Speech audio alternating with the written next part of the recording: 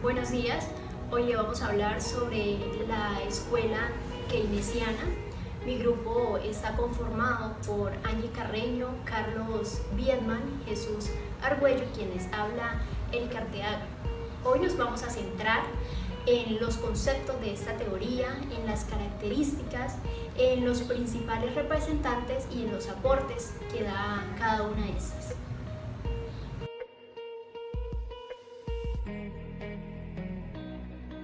El keynesianismo es una teoría económica propuesta por John Keynes. Está basada o plasmada en su teoría general del empleo, el interés y el dinero, publicada en 1936 como respuesta a la Gran Depresión en 1929. Está basada en el estímulo de la economía en épocas de crisis. La teoría keynesiana se centró en el análisis de las causas o consecuencias de las variaciones con el nivel de desempleo y de ingresos. El interés final de Keynes fue intentar dotar a las instituciones nacionales o internacionales de poder para controlar la economía en las épocas de recesión o crisis. Este control se ejercía mediante el gasto presupuestario del Estado, como política que se llamó política fiscal. La justificación económica para actuar de esa manera parte sobre el efecto multiplicador, que según Keynes se produce ante un incremento en la demanda agregada.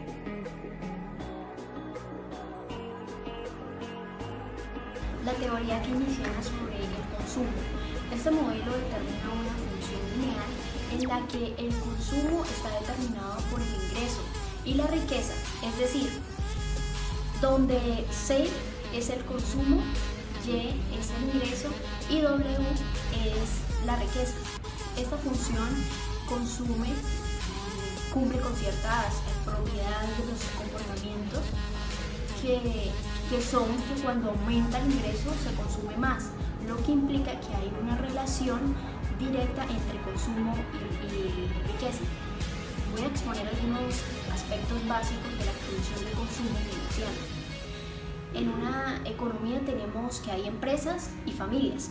Las empresas son las unidades productoras, pues es decir, que aquellas que producen bienes y servicios, y las familias se refiere entonces a los consumidores, las personas, individuos o grupos de personas que consumen una gran cantidad de bienes y servicios, alimento, transporte, vivienda, entre muchas otras cosas. Entonces la empresa produce y realiza a nivel macroeconómico, hablaríamos de una producción agregada, es decir, la producción de todos los bienes y servicios. Y la producción de estos bienes y servicios equivale a ingresos. Entonces, ¿qué es percibido por las familias? ¿Qué hacen las familias con sus ingresos? ¿Consumen o ahorran? Cuando consumen, es decir, adquieren bienes o servicios, y la parte que no consumen la ahorran.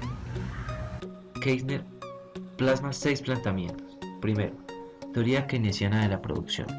Keynes parte del principio indiscutible que la producción la genera el empleo, y como hay una demanda efectiva, esto implica que el consumo no crezca en la misma magnitud que el ingreso. Segundo, oferta agregada. Keynes argumenta que la oferta agregada tiene pendiente positiva. Un mayor nivel de precios hará que las empresas ofrezcan más productos. Esta conclusión es irrebatible, suponiendo que el salario normal está fijo. Tercero, demanda agregada. Keynes argumentó que la demanda total de bienes y servicios es la suma de la demanda de 3 sectores de la economía: familiar, de negocios y gubernamental. La demanda agregada de estos 3 sectores tal vez sea menor que la cantidad agregada de bienes y servicios suministrados por la economía a nivel de pleno empleo.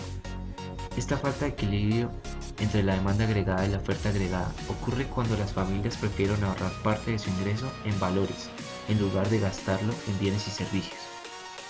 Cuarto, teoría de la inversión.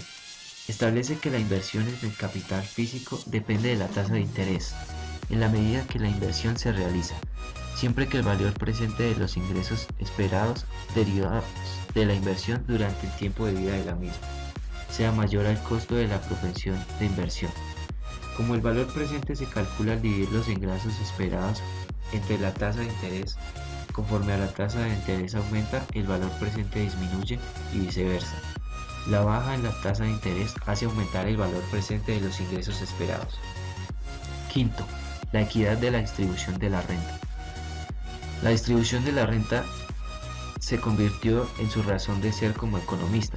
Consideraba esencial la distribución de la renta en sus teorías económicas como una condición favorable para el progreso económico, así como un mecanismo que favorece a la economía en su conjunto. Sexto, sector público. El Estado debe intervenir al estimular la demanda agregada y con un mayor gasto por medio de una política fiscal que se puede hacer por tres maneras. Gracias al aumento de los impuestos, imprimiendo dinero por medio de una política monetaria y el endeudamiento fiscal.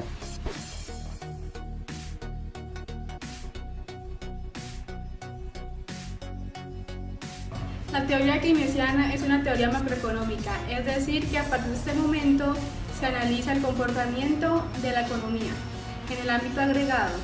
Por este motivo se consolidan los términos de demanda agregada y de oferta agregada. Otra característica fija objetivos a corto plazo. Se opone al liberalismo. La demanda mantiene el empleo. El Estado debe tener un papel contracíclico en la economía, gastando más en tiempos de recesión. El Estado debe ser un facilitador de la economía. Debe actuar para generar empleo, aumentar los impuestos luego de la crisis para pagar los endeudamientos.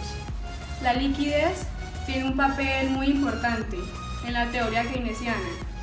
La principal amenaza de la economía es el desempleo y la recesión.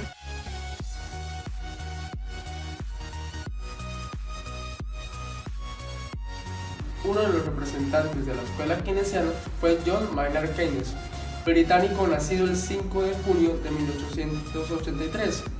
Fue hijo de John Abel Keynes, profesor de economía de la Universidad de Cambridge, y Florence Adam Brown, su madre, una autora de éxito y reformadora social. Su hermano pequeño Henry Keynes fue cirujano y su hermana pequeña Margaret contrajo matrimonio con el premio Nobel en filosofía en Archibald Hill. De su etapa universitaria, Keynes tuvo varias parejas masculinas, incluyendo una relación con el pintor Duncan Grant, del grupo Blau Masuri, entre 1908 y 1915. Keynes continuó financiando a Grant por el resto de su vida. La fascinación homoerótica de Keynes por Sylvie Dill le llevó a conocer en octubre de 1918 a Lydia Locke, una bailarina rusa de su compañía con quien contrajo matrimonio luego de un viaje por Taiwán. Keynes fue un inversor de éxito, logrando hacerse con una gran fortuna, después de financiarse como economista, ya que en su juventud sufrió grandes pérdidas que dieron sin cuenta por su padre. Aunque en la época de crack, en 2029, casi queda en bancarrota, pero pudo recuperarse en poco tiempo. Ideas que tuvieron fue una de las percusiones de la teoría económicas y políticas modernas, así como también en las políticas de los gobiernos.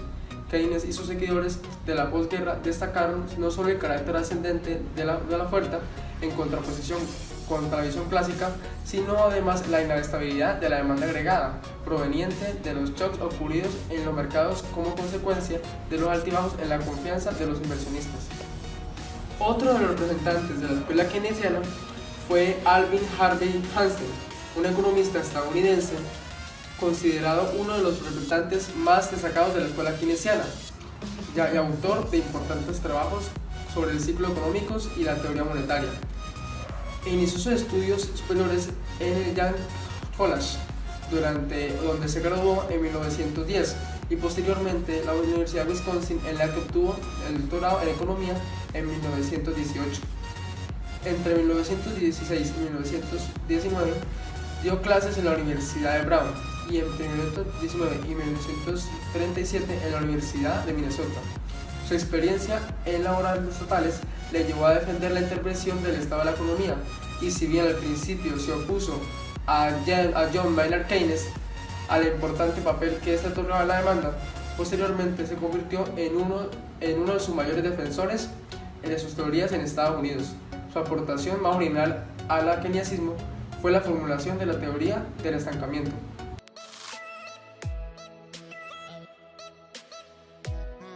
La teoría de Keynes es basada en el principio de que los consumidores aplican la proporción de sus gastos en bienes y ahorros en función de la renta. Cuando mayor la renta, mayor el porcentaje de la renta ahorrada.